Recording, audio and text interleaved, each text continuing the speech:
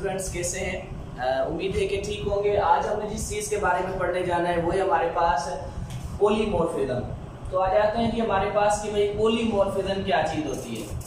तो यहाँ पर भी हमारे पास दो वर्ड्स हैं, एक है पॉली और दूसरा है मॉर्फिज्म। ठीक है जी। तो सबसे पहले पॉली, जिसका मतलब हमारे पास क्या होता है, मेनी, और दूसरी चीज जो हमारे पास आ जाती है उसे कहते हैं मॉर्फिज्म, जिसका मतलब होता है structure or crystals. Structure or crystal, यानी कि हमारे पास ऐसा कोई कंपाउंड हो जिस एक कंपाउंड की एक से ज्यादा क्रिस्टल्स पाए जाते हो या एक से ज्यादा स्ट्रक्चर्स पाई जाती हो, तो वो हमारे पास क्या कहलाएगा, पॉलीमॉर्फिज्म कहलाएगा। ठीक है जी।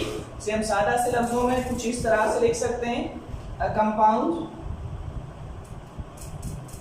compound which contain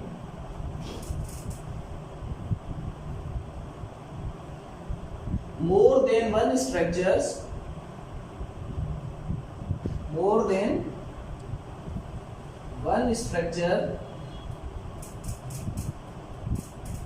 is known as, उसे हम लोग क्या कहते हैं, ऐसा कंपाउंड जो एक से ज्यादा करे, एक से ज्यादा स्ट्रक्चर रखे या एक से ज्यादा क्रिस्टल बनाए, वो हमारे पास पॉलीमॉर्फस कहलाता है। पॉलीमॉर्फस। ठीक है जी। एंड होल फेनोमेनन नोन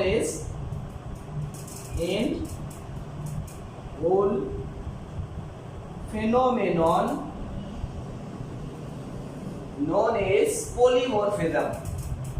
और इस पूरे प्रोसेस को क्या कहा जाएगा, पॉलीमॉर्फिज्म कहा जाएगा। And whole phenomena known as polymorphism. अब हमारे पास होता क्या है, आ जाते हैं एक सिंपल सी स्ट्रक्चर की जानिब कि हमारे पास एग्जांपल ले लेते हैं कि ये है हमारे पास फेरिक ऑक्साइड। फेरिक ऑक्साइड होता है, अब इसकी हमारे पास दो स्ट्रक्चर्स होती हैं। अब किस तरह से इसकी दो स्ट्रक्चर होंगी, एक हमारे पास होती है इसकी क्यूबिक स्ट्रक्चर, यानी कि ये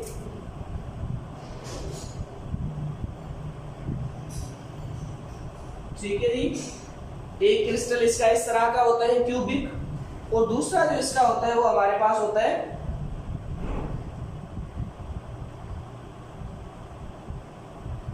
ऑर्थोरोम्बिक। ठीक है जी, ऑर्थोरोम्बिक।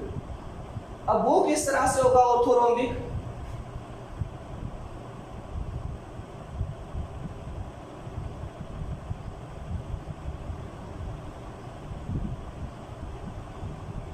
तो हमने देखा कि हमारे पास एक चीज की कितनी क्रिस्टल पाए जा रहे हैं, दो पाए जा रहे हैं।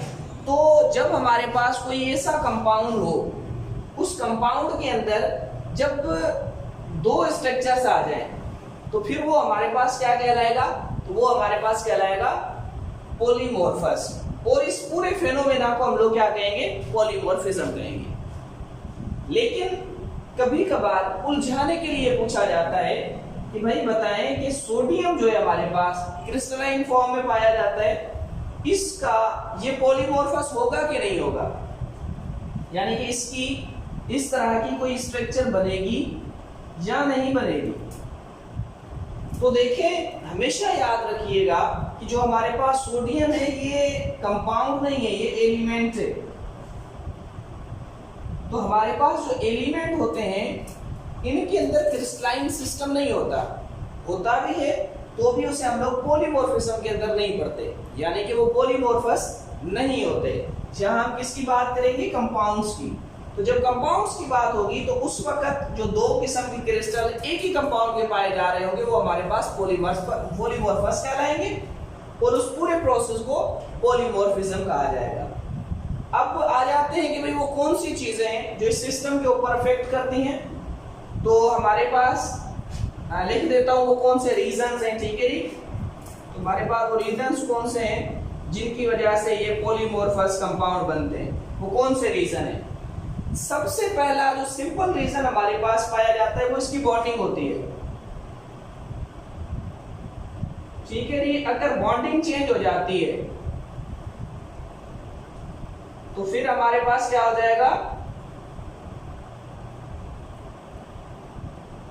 बॉन्डिंग अगर हमारे पास चेंज हो जाए तो फिर हमारे पास उसके स्ट्रक्चर के अंदर चेंज आ जाएगा। और दूसरी चीज जो हमारे पास हो सकती है वो क्या होती है? होती है इम्प्योरिटीज। अगर हमारे क्रिस्टल के अंदर इम्प्योरिटीज पाई जा रही हैं तो भी उसकी स्ट्रक्चर क्या हो जाएगी? चेंज हो जाएगी। और इसके बाद एक और हमारे पास सिस्टम आ जाता है, वो है टेम्परेचर, कि अगर वो मुख्तलिफ टेम्परेचर्स में सर्वाइव कर रहे हैं तो उस वक्त भी हमारे पास क्या हो जाएगा कि वो सर्वाइव करने वाला टेम्परेचर की वजह से भी अपना क्रिस्टल स्ट्रक्चर चेंज कर देगा। तो ये हमारे पास कुछ सिंपल से रीजंस हैं जिनकी वजह से पॉलीमॉर्फस कंपाउंड्स बनते हैं। तो पॉलीमॉर्फस कंपाउंड उन्हें कहा जाता है जब कोई एक कंपाउंड एक से ज्यादा अशकाल में पाया जाए या एक से ज्यादा क्रिस्टल्स की फॉर्म में पाया जाए, वो हमारे पास पॉलीमॉर्फस कहलाते हैं। उम्मीद करते हैं आपको ये चीज समझ में आई होगी।